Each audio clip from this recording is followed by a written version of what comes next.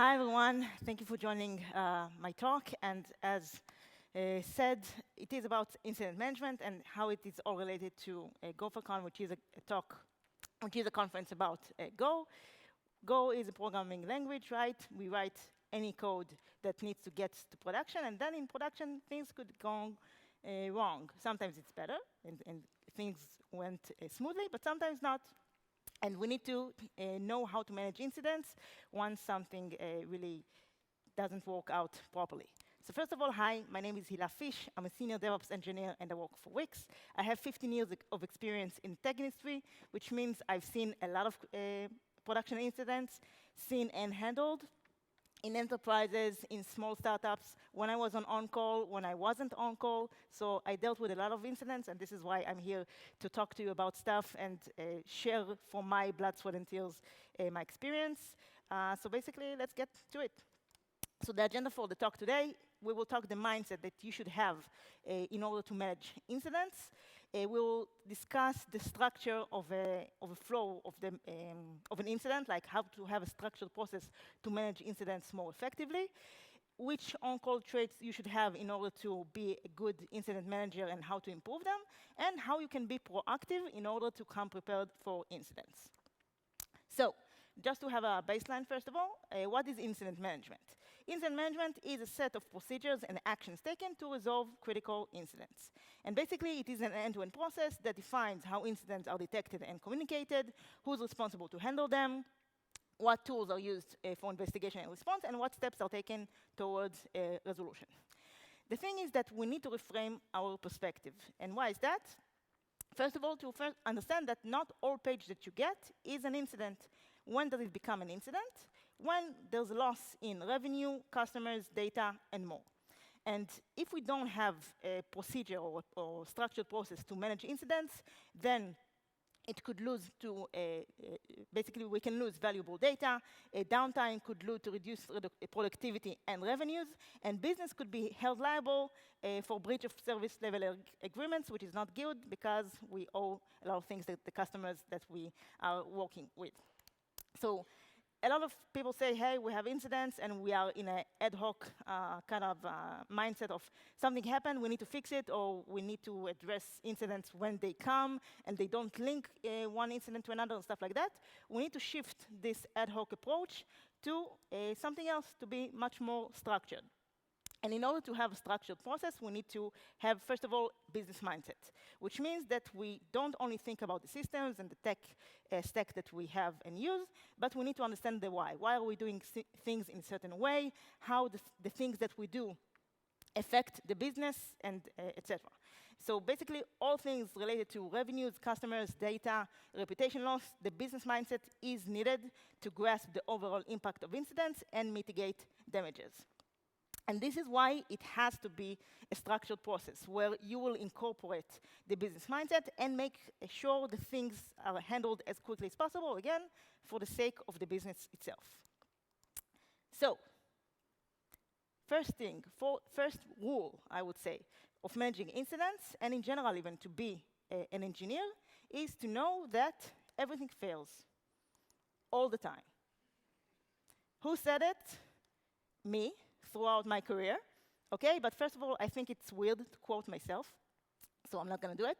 And second of all, I found someone else which has a little bit of more experience and credit and reputation in the industry than me, AWS CTO Werner Vogels, so take his word for it, okay?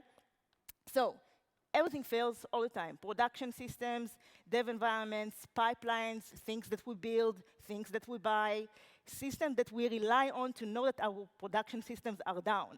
Everything fails. Even us as human beings, we need to sleep, right? This is some sort of failure. We crash, we need to sleep, restart ourselves. So everything fails all the time. And we need to think about the fact that, yeah, incidents are mayhem by nature, but if we are in the know of, OK, something happens, but we are prepared to deal with it because we knew that something could potentially happen, then we are in a much better state, and we are prepared to deal with things and not just be panicked and let's see what's going on next. So, structured process. And if we do have a structured process, it means that it could lead to incidents prevention, for also improved mean time to resolution, cost reduction, of course, because downtime was eliminated or reduced, and to preserve our business customers and reputation. So this is the structure that I'm going to talk about, and we will cover each phase one at a time. But first of all, I want to share, like, in the entire my career, I met two types of people that during an incident, one type is like, keep calm, I'm an engineer. The other type is, I can't keep calm, I'm an engineer.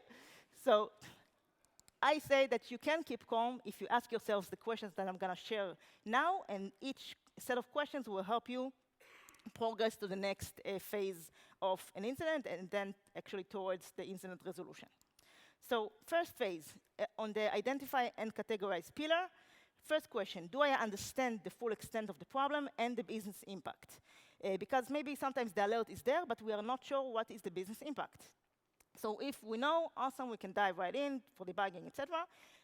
But if not, we should gather more information to know what is the full extent of the problem. Second question, can this issue or incident wait and be handled in business hours? If you are not sure, then ask someone else, use the information that you got, that you gathered, and escalate if need be. And last question, was I notified about the incident from proper channels? Like, if I got the alert from PagerDuty, that's great. If I got it from a user complaint, that's bad. So if you were notified by users, then make a mental note for you to fix it after the incident. So next time we will know about the incident upfront. Second pillar, notify and escalate. So who should be notified about this incident? We have two paths here, during the incident and in general. So during the incident, you need to decide based on incident importance. So if the incident is critical, you need to tell customer engineers or support that, hey, you need to notify our users that something happened. So they'll know the system is currently impaired. And in general, maybe there are other internal teams that rely on the system that is currently impaired for their flows, so they should also know that something happened, and they need to make sure that they either stop their flows or just aware that something is happening. About escalation, so does this incident need escalation? Again, other teams, maybe I checked my side of things, it's not in the info side, maybe it's in the database that I'm connecting to, so I need to escalate for other teams for resolution. And again, for support or customer facing, for just FYI, to tell the users that we are currently not able to support the full service and we are on it. Third pillar, investigate and diagnose. So what information is relevant towards the incident resolution? You should focus on what's important and relevant currently.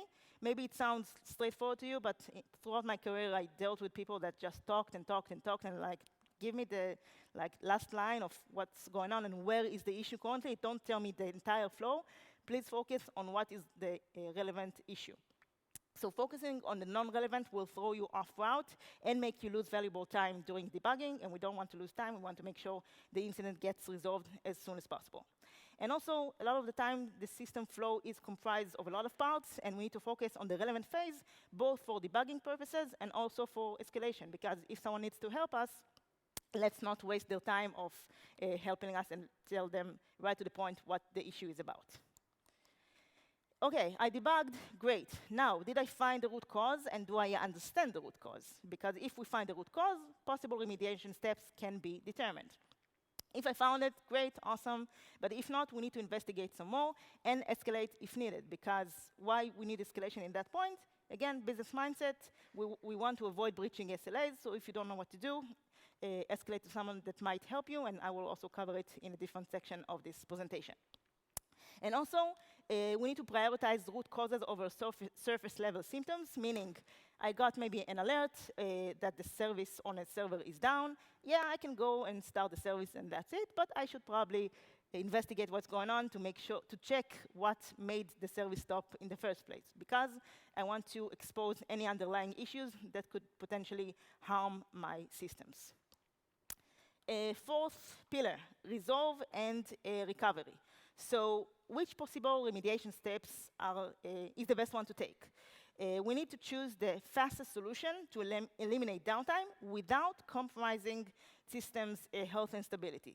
Why fast? Again, We want to go back to sleep, of course, for us, but we also want to make the business happy, so we want the service to be up and running as soon as possible. So if we do that, service is up, but make sure you don't compromise the system's stability. And let's say you had to do a quick and dirty fix at 2 a.m. So this leads me to the next question. Any action items needed after resolving the incident? So 2 a.m., we decided to do a quick and dirty. Everyone involved decided this is the way to go at 2 a.m. That's great. But during business hours, make sure it is handled properly. Don't leave a system with a patch. Make sure it is permanently fixed, because we want to prevent a recurring issue from happening again. Again, why? We don't want to wake up again, but also we want the system to be stable, for the business not to waste any more resources or money, because if I need to go and fix it all over again, the business actually wastes money of me fixing the issue all over again. So that's that. And also, upon the incident closure, there are stuff that you should do as well. So we fix the issue. Now, do I need to notify anyone on the incident resolution? The same people that I notified at the beginning, we need to notify at the end as well, to be an end-to-end communicator, not only just to deliver like high quality of service, but also maybe we thought we fixed the issue, but then users say, hey, you said it's fixed, but I still experience A, B, C. So this could also help us understand if the issue was entirely resolved or not. Check the alerts that you got. Were the alerts okay? Maybe not. Maybe you need to change alert severity from low to medium to high, or the other way around. Maybe you need to fix false positive alerts. Maybe you need to tweak alerts in any other way. So check the alerts if they were okay or they need to be tweaked. Incident runbooks. So basically, runbooks are the ones that's like a document that you have that usually is there to help you with any incident that requires some sort of a judgment. Like, if this happens, do X, but then if this happens and the log shows Y, then you do something else. And usually this is for that. You can do also, of course, runbooks for like a dumb or very straightforward step-by-step kind of things to fix, but you can automate these things for self-remediation, and I will also touch a bit about it later. So check incident runbooks. Is there a runbook for that incident that you just managed? If so, great, make sure it is updated, because I had times where I had incidents and I followed the incident runbook until a certain point, and then it was no longer viable for me to use, and then I updated after the incident. So check the runbook is in place and updated, and if there's no runbook, please write it down, because the fact that you know how to fix it doesn't mean that others know, or even that you would know how to fix it a year later, because maybe you wouldn't remember all the things that you need to know. Can I help prevent similar or any incident from happening after the incident? Maybe I checked the stuff in the server, and then I found out that log rotate doesn't work on the server. So this is just, of course, one example, but anything that you can think of that could help the environment that you are working on to be more stable, please do. And incident, let's check if the incident requires a post-mortem. So if so, jot down the notes as soon as possible while it's still fresh in your mind, because post-mortem, if you don't know, these are basically the meetings that we do after critical incidents to make sure that we can improve after the incident took place. Like, how can we improve? In good companies, it's how to improve. In bad companies, who to blame. If you are in a company that is blaming, switch companies, okay? So it is meant to improve. So if you come prepared for the meeting and you have all the details set up, then the possibilities to improve will be much more higher, because you know all the details, the little details that a lot of the times really matter. So if you need a post-mortem, then write the notes. If you don't need a post-mortem, still share the knowledge, either through runbook or daily brief, because people can learn from your line of thought. They can learn about the system flow that you currently dealt with, so it is a win-win for everyone. Let's talk now a bit war room conduct. War room is when there is a critical incident that usually requires 4 or 5 people to manage the incident. And I'll tell you a story to emphasize what I'm talking about. So in one of my previous companies, I was a month in, very new to the company, and there was a critical incident. It was during COVID. War Room was created in Zoom, so I planned to just go to the Zoom, be muted, just be a fly on the wall, and listen in and just learn from this incident. 10 minutes in, 12 minutes in, people just talk and talk and talk. He pulls to this direction, he pulls to this direction, he talks about something else that is not related at all, and nothing really progressed towards resolution. Then I said, okay, I can't just do nothing. I unmuted myself. I said, hi, I'm Hila. For those of you who don't know me, because again, I'm only a month into the company. I gotta step in and just say some things, and basically, I took upon myself the role of an incident manager. So incident manager needs to divide the work, tell the people what to do. They need to be calm and collected and see things clearly, and I was able to see things clearly because I was out of the picture. I wasn't too much in of the code and stuff like that, of the flows, because I was just a fly on the wall at that time. And basically, help things move along. So for example, I heard someone said, we need to, once the incident gets resolved, the application needs to be started in a certain order in order to really work properly. I asked them, is there a runbook for this process? No. Okay, what happens if the incident gets resolved in 2 hours and you're not available? We will wait for you? Probably not. So please sit down, write a runbook for us to know how to start the application once the incident gets resolved, so everyone can do it and not only you. So we won't have any bottlenecks. So this is one example. I started to divide the work, and then actually stuff started to go towards resolution.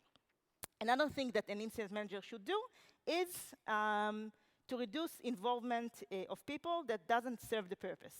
So War Room should always kept minimal and dynamic, and if someone was needed for a specific need and they fulfill the need, great, thank you so much, now go away. Okay? That's it. Okay, let's move to speak about some necessary qualities for being an incident manager. Of course, there are much more than 7, but I only have a few, some time to fill here. So let's talk about the 7 that I felt is important enough to share with you folks. First of all, you need to think on your feet. Be an impromptu action taker. So sometimes the incident that you will manage is something that you are familiar with, but sometimes it will be something in an uncharted territory. You need to think on your feet and be ready for anything. Ready, easier said than done, right? I come prepared. This is how you practice it. Brainstorming sessions at work, okay? If you have any brainstorming sessions, these kind of scenarios will help you, like ping pong scenarios will help train this way of thinking on your feet, and it will help you during the critical times of managing incidents as well. Operate under pressure. So, do you want another story? Okay. So, I have a lot of stories. Again, another company that I worked for, I was also new at the company. I don't know why it keeps on happening when I'm new at the company. I don't know why. But I was new, my first on-call shift, and very, very critical incident. Pager duty was filled like 200 alerts easy. I started out really just testing out the surface, 2 minutes, just checking what's going on. And then I called the person that was assigned to be my buddy. He was 2 years in the company. Asked him, it was still in the office like before COVID, asked him to sit next to me, and I'm like, okay, he's here, we look at the screens, I'm saying, okay, we have this incident, I check this, that, not sure what to do next, what do you think? Crickets, nothing, I hear no response. I'm looking at the guy, he's like, looking at my 2 screens, he's shocked. He's shocked, he's like, so many alerts. So many alerts. I'm like, dude, snap out of it. It doesn't help anyone. Please snap out of it. So that's the thing. True story, really. So the thing about operating under pressure is that stress is a symptom of being out of control, right? How can you deal with it? Collection of relevant data, okay? If you collect relevant data, it will help you decrease stress levels, because when you know what to do, you are in control. So gather information, it will help you with debugging, setting things in motion, and also relieve pressure levels. Work methodical. So time is of the essence, right? And there is a pressure to solve things fast. Methodical work will help you gain faster incident resolution. How do you do it? I just showed you a structure of how to manage incidents. Follow the structure, you will get to it. This I really like because I felt it throughout my career. Be humble, okay? If you are stuck, please ask for help. And why is that? Because managing incidents is not your time to shine. It is okay not to know how to fix things on your own. Not everyone knows everything. But, and also you have other opportunities at work to prove yourself. So the best way to prove yourself on incidents is to take a step back and escalate an issue that you can't resolve on your own. And why is this is your way to shine? Because that way you have the business interest in heart. You don't want to keep on having a downtime just because, hey, I will fix it. I'm on it. If you don't know what to do, that's okay. Please be humble and ask for help. How do you do it? And especially for people that can't, or they have a hard time asking for help, make a habit out of it. So even at work, you have a task, time yourself 10, 15 minutes. You don't know what to do. You checked in Google. You can't find a first lead to start. After these 10, 15 minutes, stop, ask your buddy to help. This will also train your go-to need to ask for help, and it will help you to get help. Sense of ownership and initiative. So another story. I was an on-call, and there was an alert. I checked my side of things, infrastructure, all good, and I found that the error was on database. The connection didn't work. I called the DBA, 2 a.m. Hi, sorry to bother you. And I got immediately to the point and explained what's the issue. He's like, OK, I'm on it. Cool. 10 minutes. 12 minutes, like this is a theme going on here. I got no response. I don't know, he's on it, maybe he got back to sleep. I have no idea what's going on. So the thing here is that I can't say, okay, I escalated to him. He's a grown-up, I'm a grown-up, he will on it, he will be on it. No such thing. If you're on call, you got the alert, it means that you need to be an end-to-end handler. So even if you escalated, you still need to make sure the other person is on it. So yeah, it's not nice to bug someone at 2 a.m. or 2:30 a.m., but hey, are you on it? Tell me, do you need help? Do you need more details? Just let me know that you are on it in order for me to really know that it is handled. So just that's the thing, you need to have this sense of ownership and make sure things are handled properly. And how? With checking statuses. Ask the person that you escalated to and make sure it is really being handled. Good communication. So we need to be good communicators. Why? Because a lot of things. We need to explain the issue to others helping out. We need to communicate the issue for escalation purposes. So communication is very important during incidents. And not all of us are good with communication. How can we deal with it? How can we make it better? Communication guidelines can be established, so actual processes, actual documents can be defined that actually state what channels should be used, what content is expected in those channels, and how communication should be documented. And then, even if you're not good at communication, that doesn't matter. You just have a procedure to follow, exactly like a runbook. You follow it, and then the relevant information will be communicated to the relevant people. And last but not least, and I think this is the most important quality that you should have, is to care. You can't do anything that I showed you before or showing you in the next part of the presentation without caring. You can't. I'm sorry. It's not possible. So this is the most important thing. And in order to practice it, you need to get more involved and ask the questions that will help you find your motivation. So we covered mindset. We covered the incident flow, structured process to manage incidents more effectively and towards faster resolution. We covered on-call traits and how to improve them. Now let's cover how to be proactive, both in your day-to-day and after an incident took place, to come prepared for incidents. And why do we need to come prepared for incidents? Because the Fujis said or sang it before, ready or not, here they come, you can't hide. They will come, okay? It doesn't matter if you are prepared or not, they will come, so better be prepared. So after the incident took place, what can you do?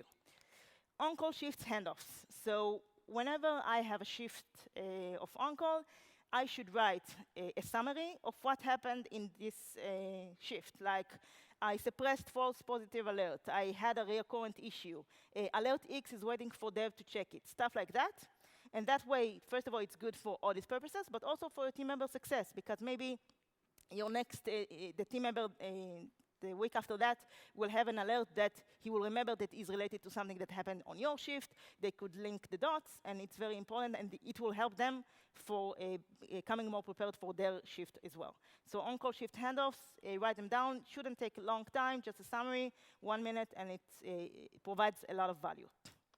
Post-mortem notes, as I mentioned before, if you write down the notes as soon as possible, we will have effective post-mortem meetings, and then we can learn much more out of it. And also, even if there's no post-mortem meeting, do a mental check with yourself and see how could you have done better.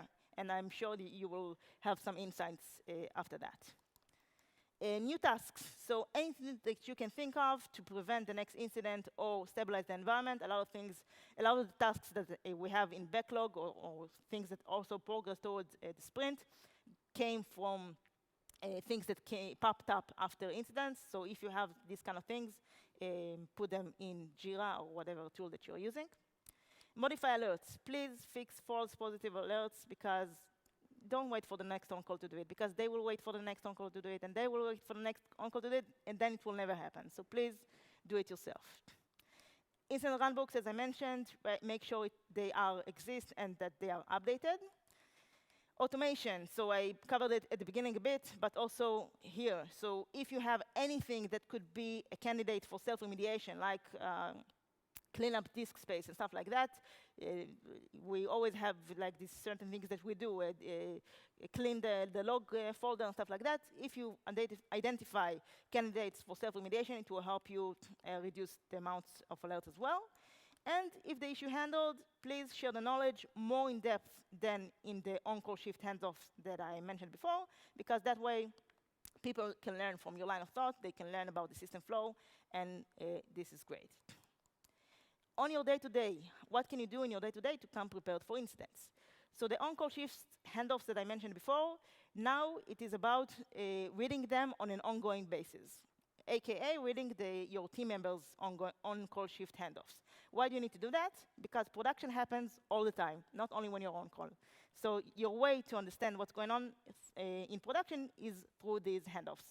So again, shouldn't take much time out of your time, just a minute to read it, and you'll be up to date of what's going on.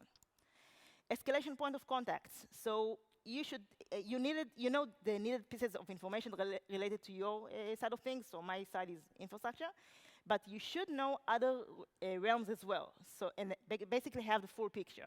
So let's say there's an issue with X. I checked my side of things, all looks good, but now I need to escalate to someone that is dealing X from the side of dev, for example.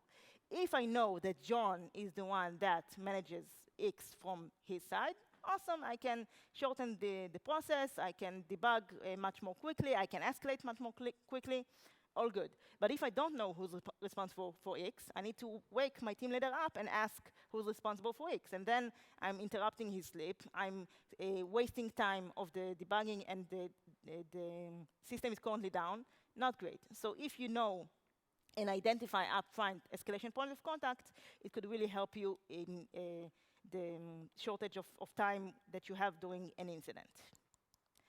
Understanding system architecture. So if we know upfront weaker areas and vulnerabilities of the system and sensitive and blast radius scopes, then it will help us know what is prone to fail and have a go-to to fix it. Because if we know and know all the details about these areas, then if something happens, we know exactly what needs to be fixed. Application flows. So system architecture was about within a system, and application flows is between systems. So if we know application flows, then it will help us with troubleshooting, because I know what needs to be checked, like step by step.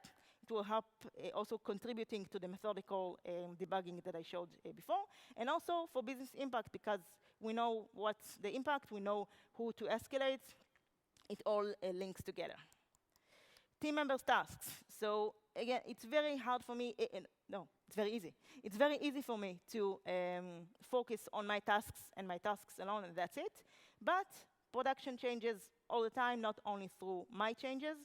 So you need to get involved and be aware of latest changes that could potentially rock the boat, and learn how their tasks affect production, if any. Maybe some tasks are not, but you should be aware and know what does affect production. And if we talked about general changes that could or could not affect production, this is about direct changes in production. So deployments and any direct changes in production. You should ask about the change and its possible impact, because OpsGenie or PagerDuty or whatever tool that you're using doesn't care if you didn't do the deployment yourself. It will call you anyway if you are on call. So better come prepared and know what's going on. And last but not least, be a go-to person. If you are a go-to person, like as they say, if you build it, they will come. People will come to you for consult, to tell you stuff. Basically, you will get push notifications, and it will decrease your need to fetch the updates on your own, because people will come to you to talk to you about that. So basically, that's it. In order to not only talk the talk, but also walk the walk when it comes to incident management, have your qualities in check, make the process structured, and be proactive. And that way, you will come prepared to any incident that will cross your way and hopefully prevent the next incident from happening. And remember, less incidents means less downtime, means business success, and business success is eventually your success. Plus, you get to preserve much, much needed hours of sleep. Thank you very much.